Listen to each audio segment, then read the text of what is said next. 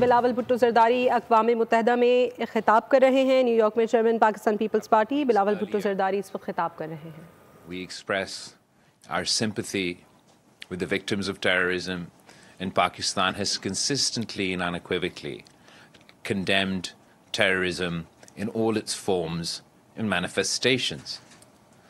Immediately following this terrorist attack, the Prime Minister of Pakistan, Mr. Shehbaz Sharif, offered publicly to India and the international community that Pakistan was ready to be part of any impartial international investigation into this terrorist attack. We did so because we were confident, our hands are clean, and we had nothing to do with this terrorist attack. The Indian government refused Pakistan's offer and chose instead to conduct their illegal strikes. Pakistan only ever acted in self-defense. We never initiated any violence against India.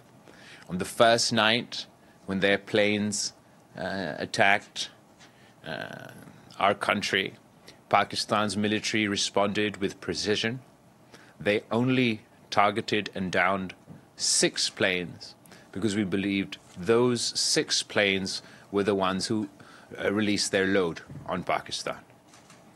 Following that, the Indian government, in the next 2 days, launched missile strikes into Pakistani territory, and as a response to that, Pakistan responded in kind.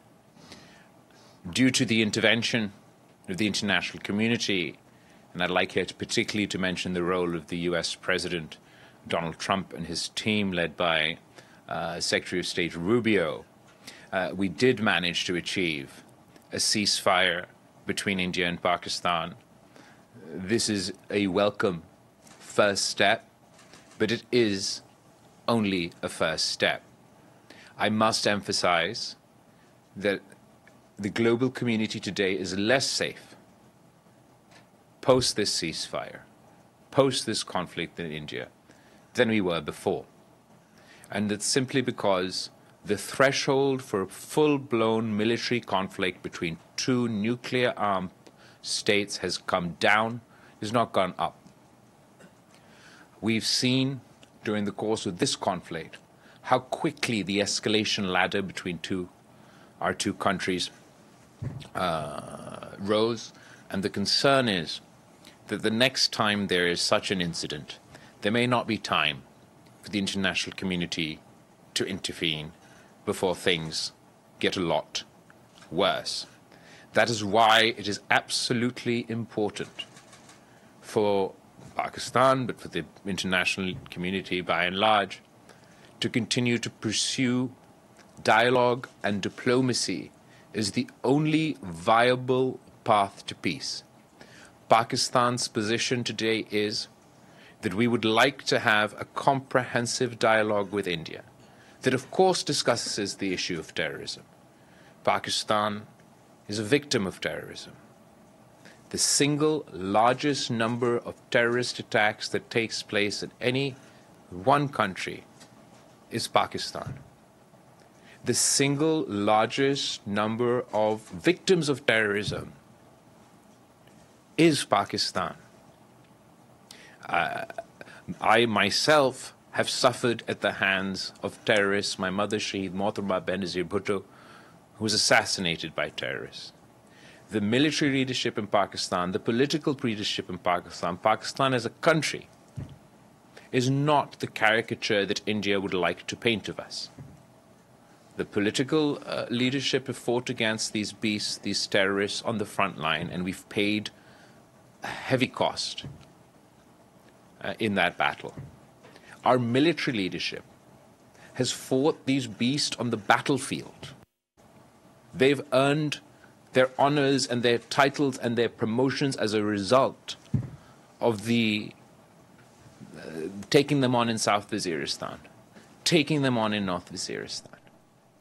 Last time I was here before you, I was the foreign minister of Pakistan. Pakistan managed to go through the FATF process. and we had the FATF as an organization endorse that Pakistan has taken the appropriate measures for CT, for combating terror financing. It has become too easy internationally for hegemons, wannabe hegemons, to use the whistle of terrorism to justify illegal actions, to justify violent actions in Muslim countries, Muslim communities. You cannot take on terrorism. You cannot combat terrorism if you're going to use it as a political tool to demonize the Muslims within your own country, a political tool to demonize the Muslims in Indian-occupied Kashmir, and as a political tool to demonize your neighbor. Pakistan would still like to cooperate with India to combat terrorism. We can't leave the fate of 1.5, 1.7 billion people in the hands of non-state actors and terrorists. For them to decide at a whim that two nuclear-armed powers will go to war. And this is the new normal or the new abnormal that the Indian government is trying to impose on the region. That if there's a terrorist attack anywhere in India, anywhere in Indian-occupied Kashmir, it means war with Pakistan. And reciprocity would mean that any terrorist attack in Pakistan, particularly given our long list of complaints about Indian involvement in Balochistan and Pakhtunkhwa with the BLA, with the war with India, that is untenable. You can't have no dispute resolution mechanisms between two nuclear-armed countries. In addition to a dialogue on terrorism, where hopefully we're able to agree to some sort of mechanism, where if India has any complaints or Pakistan has any complaints, we should be able to bring those complaints to a mutually agreed forum, where we work together to identify the terrorists, to track the terrorists, and deliver justice to the victims of terrorism. To ensure that we cooperate to address this issue, rather than as a knee-jerk reaction go to war. In addition to this, obviously, there's a root cause. And in this case, the root cause of terrorism in Indian-occupied Kashmir is the unresolved agenda of Kashmir before the United Nations Security Council. There are promises that we made as an international community to the people of Kashmir, that India made to the people of Kashmir, and those promises are still not kept. If we're going to continue to ignore this issue and allow that wound to fester, there will forever be a bone of contention between India and Pakistan. In addition to Kashmir, the most recent front that India has opened in the context of this crisis is the weaponization of water. The violation of the Indus Water Treaty by the Indian government must be condemned across the board. We cannot allow this precedent to be set. The mere threat to cut off the water supply for 200 million people is a violation of the UN Charter. Acting on this threat would be seen as an act of war by Pakistan. This is not something I say with any pleasure. Pakistan does not seek to be in this position. But I ask any country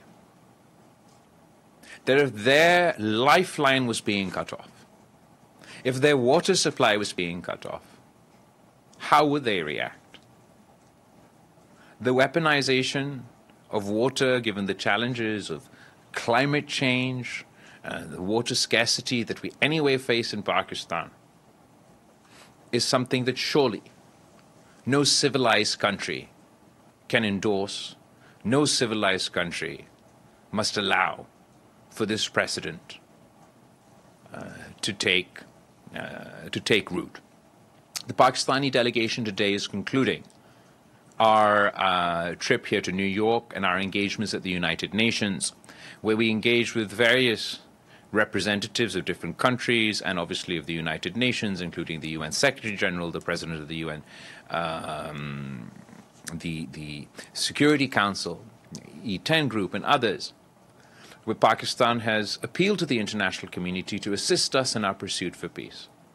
Just as the international community played its role in encouraging India to agree to a ceasefire, the international community must play its role in encouraging India to engage in a comprehensive dialogue with Pakistan so that we can address our issues and achieve peace.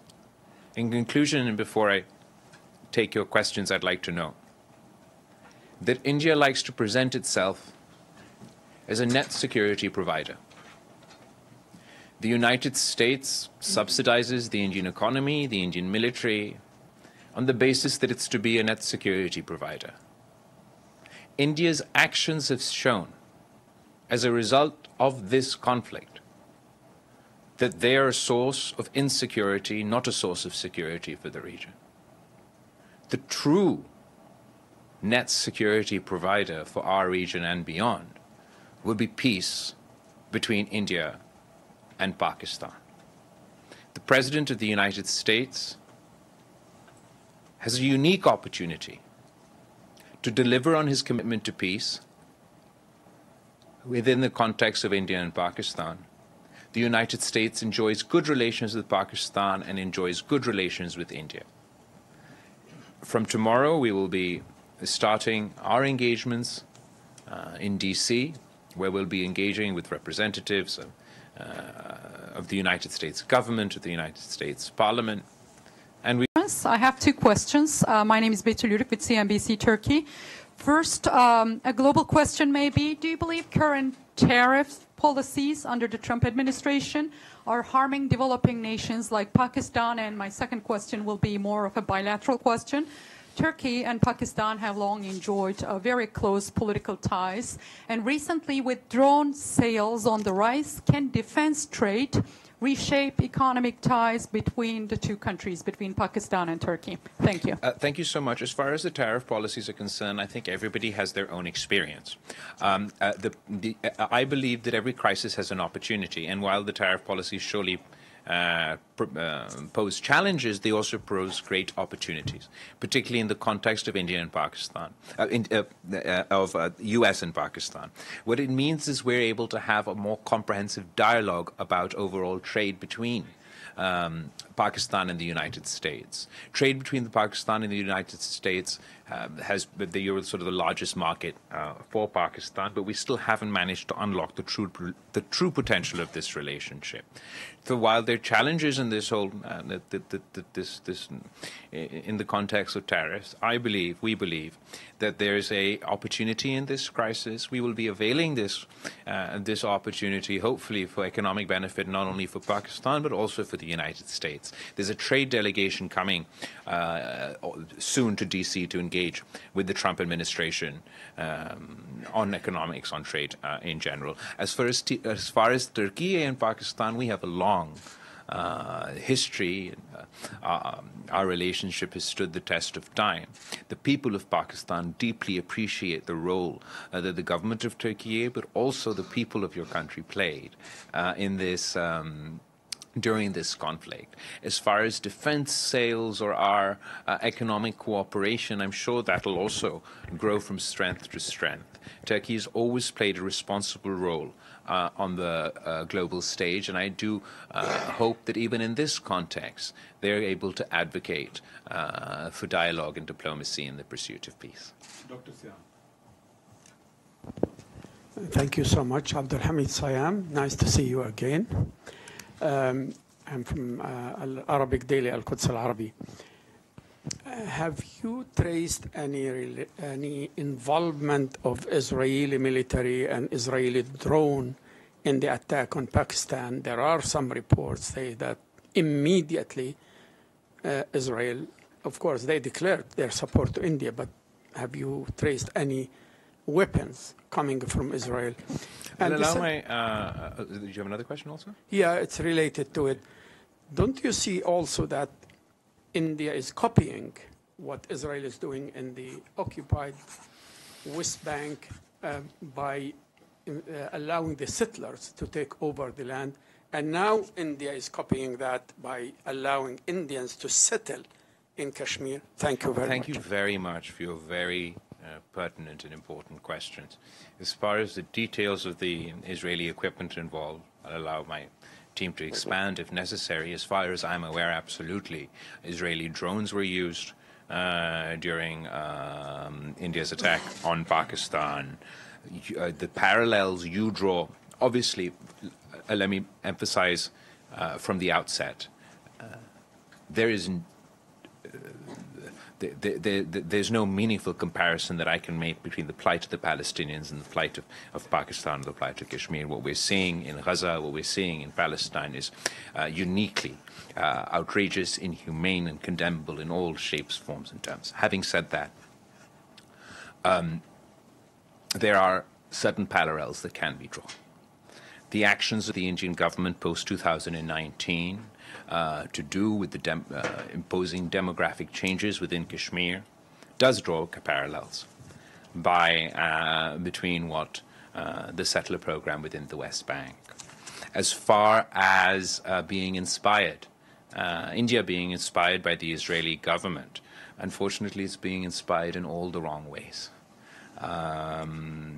Its conduct outside of international law, its violation of international governments, the United Nations Charter, the arrogance with which it thought it could get away with this, that you can just scream terrorism and it justifies that you can attack any Muslim country at whim.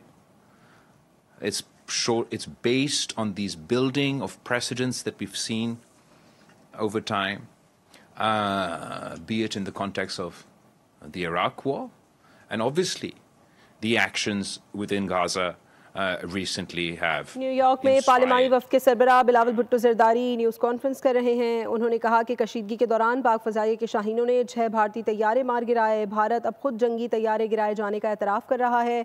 उनका कहना था कि भारत ने seize fire के लिए आलमी बरादरी से रब्ता किया। पाकिस्तान अमन का ख्वाहिशमंद है, भारत से बातचीत के लिए तैयार है। पाकिस्तान हर किस्म की दहशतगर्दी की भरपूर मजम्मत करता है। इंडिया की जानिब से सरहदी हुदूद की खिलाफ वर्जी की गई है। There's no military solution to terrorism. There shouldn't be a military solution to our water dispute. So that's the only worthwhile path to follow. There's no military solution to Kashmir. There's no military solution to terrorism. There shouldn't be a military solution to our water dispute. So that's the only worthwhile path to follow. Mr. Nasser. Yes, sir. It's not a question, it's just a clarification. When you said that Pakistan shot down 6 Indian aircraft and they offload their payload as well. So you were talking about the location. What was the location of the, hold on one second. Can you elaborate about the location of the shot down plane? I mean, to my understanding, it was like in a territory of Pakistan. Because no, they're not in the territory. They were in the territory. They weren't. Just we were part of Pakistan. First of all, as far as it took India. One of Pakistan's great strengths throughout this whole conflict was our credibility and our transparency with the media and our transparency with our international partners. And we did shoot down 6 planes. Even the shooting down of those 6 planes was Pakistan showing restraint. Pakistan had 20 Indian planes locked that night, but only 6 planes had released their load on Pakistan when they targeted the civilian infrastructure within Pakistan. And the Pakistani military demonstrated immense restraint when they only targeted those 6 planes. But I think it's very telling that it took India a whole month to admit that it lost those 6 planes. And I think that it goes to show that when one country is telling the truth to its people, the truth to the international community, and the truth to the media, and another country is hiding the truth from its own people, from the international community, and from the media, then it should be obvious to all that who's on the right side of history and who's on the wrong side of history. Ephraim, followed by Niyazi. Thank you so much. Good to see you, sir. Ephraim Kusaifi from Arab News Daily. In 2019, when India moved to change the status of Kashmir and annex it, you have launched a campaign also against that move. But the sense back then and until now was that the response has been, this issue has been fading more and more from world attention. What makes you think this time that your efforts, that the world is going to listen, actually, that you will convince the world to engage? I think you're absolutely right to point to 2019. And I think something that's significant about that is everything that Pakistan has been warning about India has been proven true. We were saying that they're not interested in international law. We were saying they're increasingly becoming a rogue state. And they've demonstrated by their actions in 2025 that that's exactly what they are. The difference between 2019 and 2025 is we went to war. And the consequences of this conflict are that we are now in a more precarious position where, unfortunately, we feel it's not a question of if, but when the next war is fought. We may be in a worse position than we were today. The current context, obviously, we do talk about Kashmir as the root cause and seek to discuss that issue with India. But in addition to that, we seek to address the water issue, the terrorism issue. A significant departure from Pakistan's position in 2019 and 2025 is that Pakistan in 2019 also said we don't want to talk with India. At the moment, where our position is that we like a dialogue with India that includes all these topics.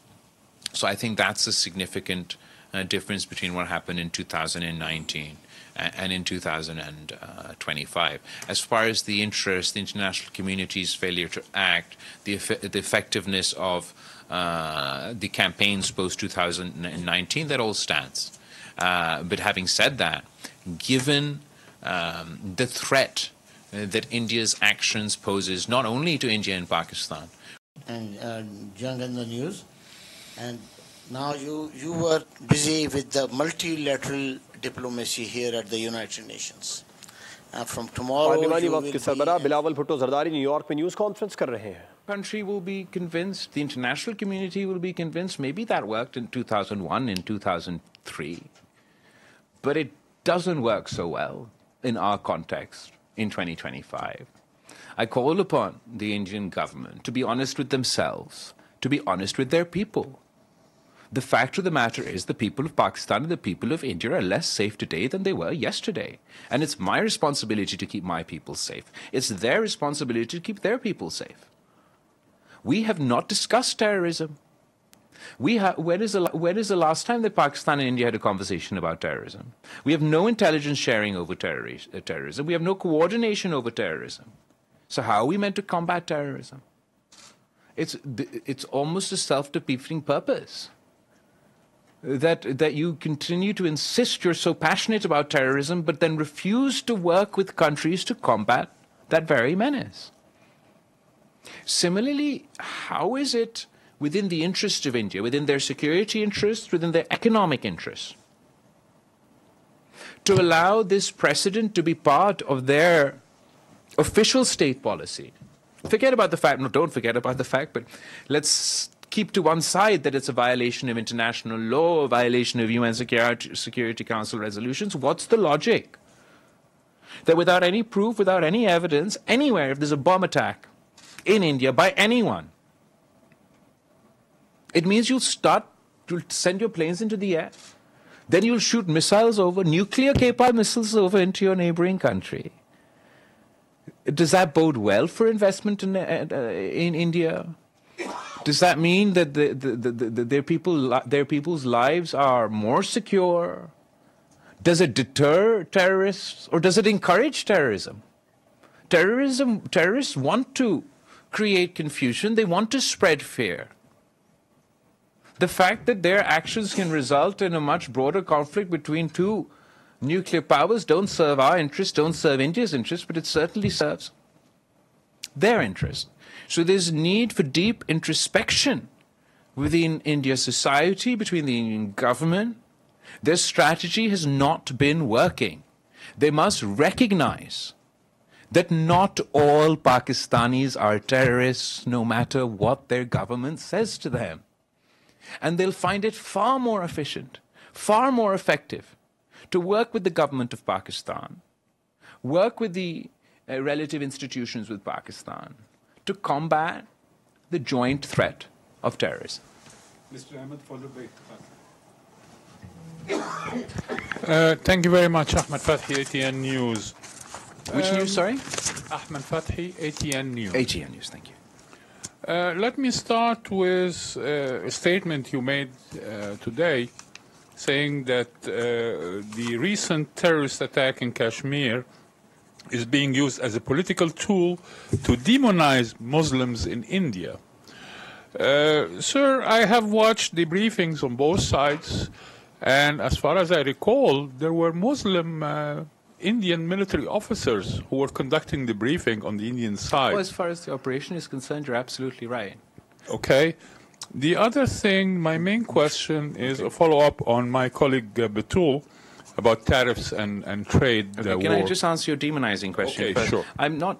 Terrorism in general is used by India to demonize Muslims within their territory.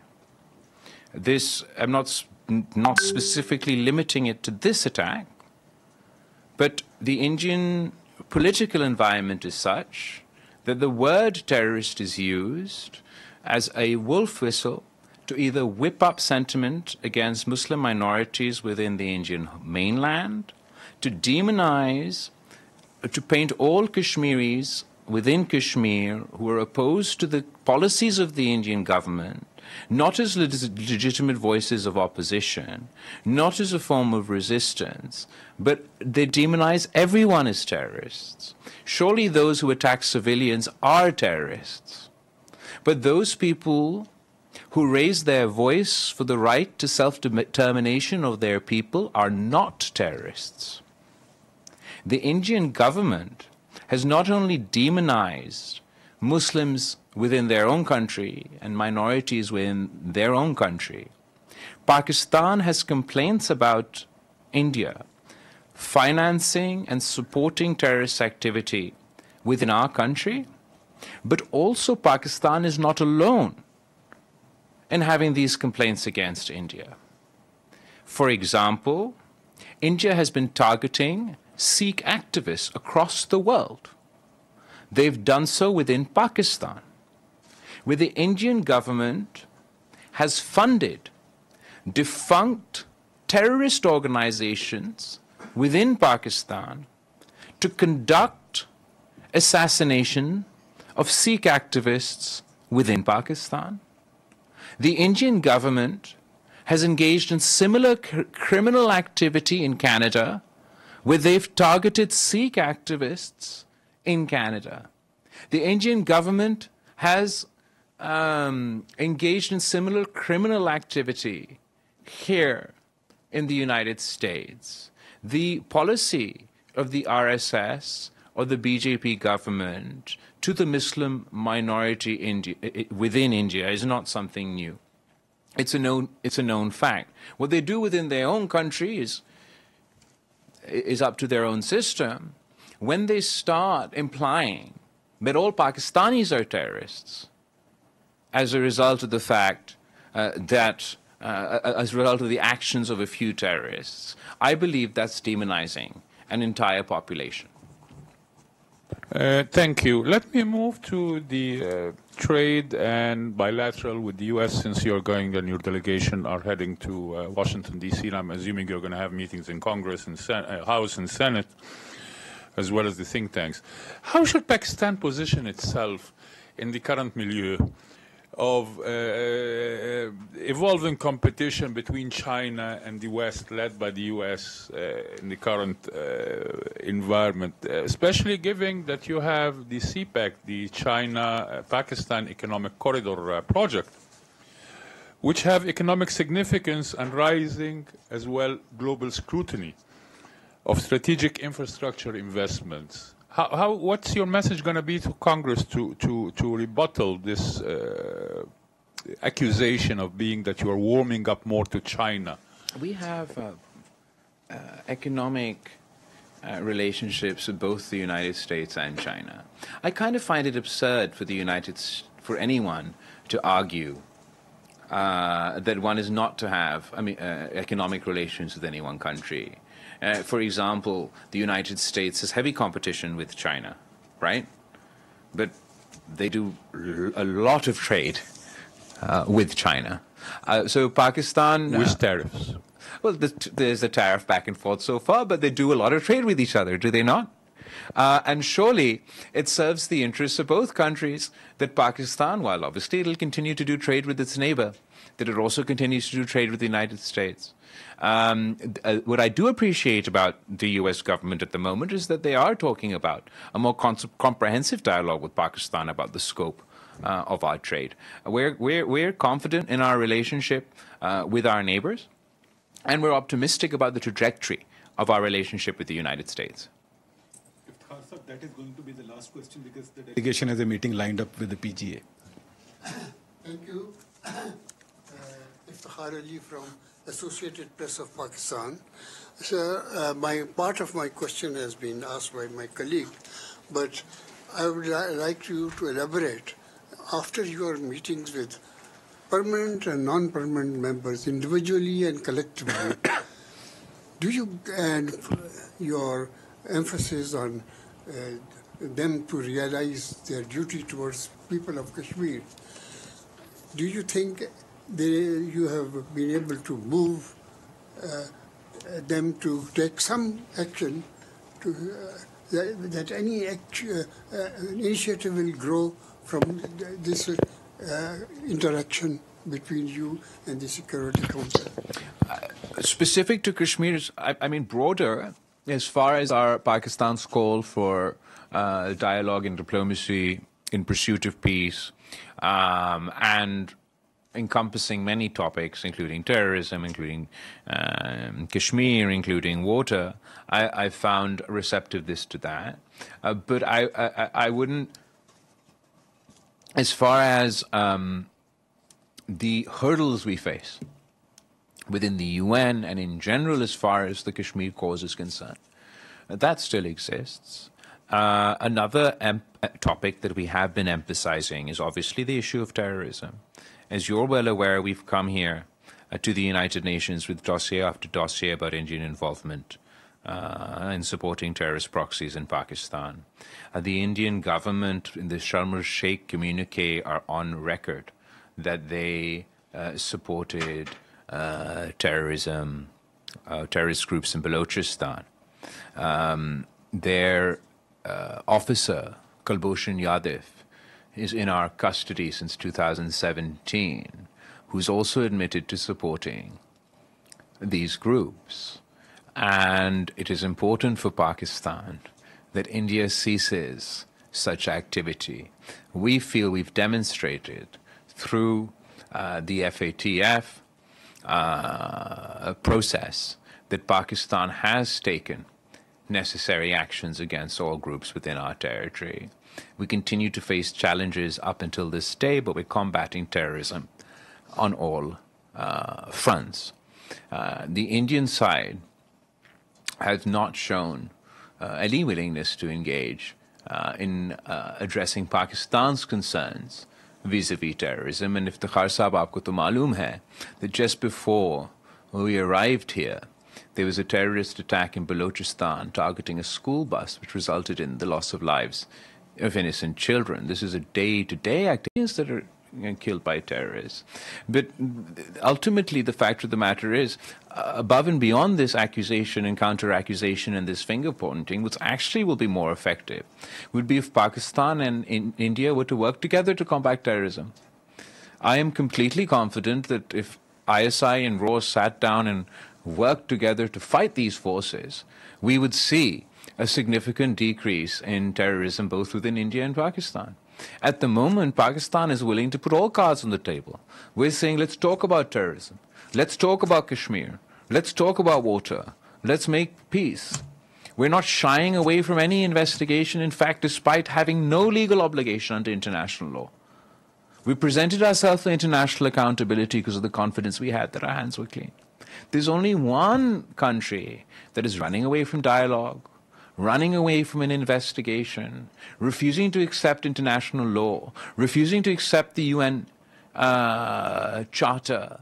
So either we decide that the UN Charter doesn't apply, international law doesn't apply, and therefore it no longer applies to Pakistan and it no longer applies to India, and we'll do as we might. Or those of us who do believe in international law will continue to insist that no, we will abide by this international law, but all parties must also abide by this international law, whether it comes to the issue of Kashmir, whether it comes to the issue of terrorism, and most recently and importantly, whether it comes to the issue of the Indus Water Treaty. Thank you, everybody, for all your questions, and I hope I... Thank you so much. Jaldi, jaldi. I'm from Suno News, Pakistan. My question is that Pakistan is apparently a victim in terrorism. So TTP is very active in that region, and apparently India is supporting TTP. Is there, we raise the voice and the world can listen our voice to support us in this terrorism against these terrorist groups, especially in TTP? Both groups, the TTP, the PLA, and other such terrorist groups, Pakistan has their complaints about the cross-border support from various neighbors. We've presented this proof before this forum and other forums. We haven't shied away from combating these forces within our country, but ultimately it is important for us to work with our neighbors to ensure that we cut off this support, that terrorism is not used as a tool of Indian foreign policy. It's something that everybody has to understand, that if they think that they can fund some terrorist group today to kill some Sikh activists, tomorrow those very groups will form a problem for them. It's not possible that a non-state actor somewhere is a terrorist and the very same group is your ally in another context. The international community as a whole has to agree that this ambiguous policy as far as non-state actors are concerned, and the inconsistency as far as our policies vis-a-vis terrorism is concerned, needs to be addressed. Pakistan has been a very responsible partner in the fight against terrorism. We've suffered in the fight against terrorism. We've learned and grown as a result of our combat experience with these terrorists. We've learned our lessons. It's now time for the world to learn theirs. Thank you. Limani वफ्द के सरबराह Bilawal Bhutto Zardari New York में news conference कर रहे थे। उन्होंने कहा दहशतगर्दी के खात्मे के लिए ताउन की ज़रूरत है। हमने देखा हालिया कशीदगी कितनी तेज़ी से आगे बढ़ी। भारत पाकिस्तान में दहशतगर्द तंजीमों की फंडिंग के ज़रिए कत्ल के मुख्तलिफ वाक़यात में मुलव्विस है। आइंदा ऐसा हुआ तो हालात को दुरुस्त करना हमारे बस में नहीं होगा। अमरीकी सदर और वज़ीर ख़ारजा ने सीज़ फायर के लिए किरदार अदा किया। सब्सक्राइब करें और बेल दबाएं ताकि कोई खबर रह न जाए।